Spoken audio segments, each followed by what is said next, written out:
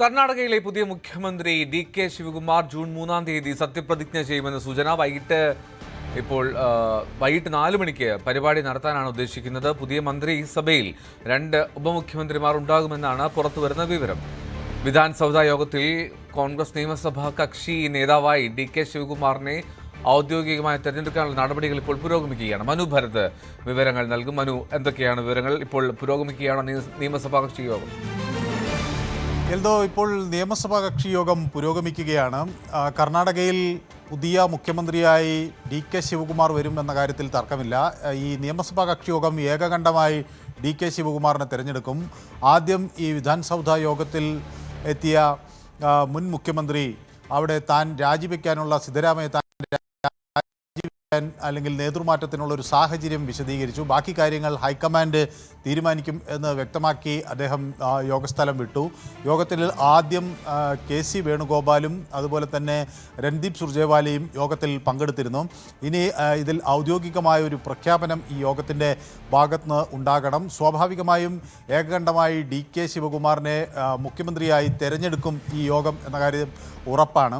അങ്ങനെ വന്നാൽ ജൂൺ 3-ാം തീയതി വൈകുന്നേരം 4 മണിക്ക് ശേഷം സത്യപ്രതിജ്ഞാ ചടങ്ങ് വയ്ക്കാം എന്നാണ് ഇപ്പോഴത്തെ ഒരു നിലപാട്. അപ്പോൾ ഈ പ്രഖ്യാപനം ഔദ്യോഗികമായി ഉണ്ടായതിനു ശേഷം വീണ്ടും ഡി.കെ. ശിവകുമാർ ഉൾപ്പെടെയുള്ള കോൺഗ്രസ് നേതൃത്വം ഗവർണറുമായി വീണ്ടും കൂടിക്കാഴ്ച നടത്തും. 7 മണിക്ക് ഗവർണർക്ക് ബാംഗ്ലൂരിൽ നിന്ന് പുറത്തേക്ക് പോകേണ്ടതുണ്ട്.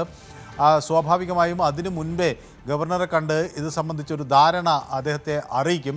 തുടർന്നായിരിക്കും സത്യപ്രതിജ്ഞാ ചടങ്ങുകൾ നടപടികൾ കൂടുതൽ ഊർജിതമാക്കുക. ഏതായാലും അതിനൊക്കെയുള്ള ശ്രമങ്ങൾ ഒരു വശത്ത് നടന്നുകൊണ്ടിരിക്കുന്നു. പക്ഷേ 2-3 ചോദ്യങ്ങളാണ് ഇനി ഇവിടെ അവശേഷിക്കുന്നത്. ആരായിരിക്കും അടുത്ത കോൺഗ്രസ് അധ്യക്ഷൻ? സംസ്ഥാന കോൺഗ്രസിൻ്റെ നേതൃസ്ഥാനത്തേക്ക് ആര് വരും? മറ്റൊന്ന്, ഈ ഉപമുഖ്യമന്ത്രിമാർ ആരൊക്കെ, അത് ഏത് തരത്തിൽ ആയിരിക്കും നൽകുക എന്നത് ഒരു പ്രധാന ചോദ്യമായി അവിടെ ഉയരുകയാണ്. സതീഷ് ജാർക്കിഹോളിയുടെ പേര് ഉപമുഖ്യമന്ത്രി സ്ഥാനത്തേക്ക് ഉയർന്നു കേൾക്കുന്നുണ്ട്. സ്വാഭാവികമായും സിദ്ധരാമയ്യ ചില പരാമർശങ്ങൾ മുന്നോട്ട് വയ്ക്കുന്നുണ്ട്. അത് ഈ സഭ അംഗീകരിക്കുമോ എന്നുള്ളതാണ് ഉറ്റുനോക്കുന്നത്. ജി പരമേശ്വരിയെ പ്രധാനമായ ഒരു പദവി നൽകണം എന്ന് സിദ്ധരാമയ്യ ആവശ്യപ്പെടുന്നുണ്ട്. ഒപ്പം അദ്ദേഹത്തിൻ്റെ മകനും ഒരു ക്യാബിനറ്റ് ബർത്ത് നൽകണം എന്ന് ആവശ്യപ്പെടുന്നുണ്ട്. അപ്പോൾ ഇതൊക്കെ ഏത് തരത്തിൽ കോൺഗ്രസ് പരിശോധിക്കും എന്ന ഒരു കാര്യമാണ് ഇപ്പോൾ ഉറ്റുനോക്കുന്നത്. ഈ ജൂൺ 3-ാം തീയതി നടക്കുന്ന സത്യപ്രതിജ്ഞയിൽ എത്ര മന്ത്രിമാർ സത്യപ്രതിജ്ഞയും പുതിയ ഒരു ക്യാബിനറ്റ് റീഷഫിൾ അല്ലെങ്കിൽ മന്ത്രിസഭാ പുനഃസംഘടന ഏത് തരത്തിലായിരിക്കും എന്നതൊക്കെ ഇപ്പോൾ അല്പസമയത്തിനകം വ്യക്തമാകുമെന്നാണ് കരുതുന്നത്. മനു ഭരതാണ് വിവരങ്ങൾ നൽകിയത്. കൂടുതൽ വാർത്തകൾക്ക് news 18 Keralam YouTube channel subscribe ചെയ്യുക.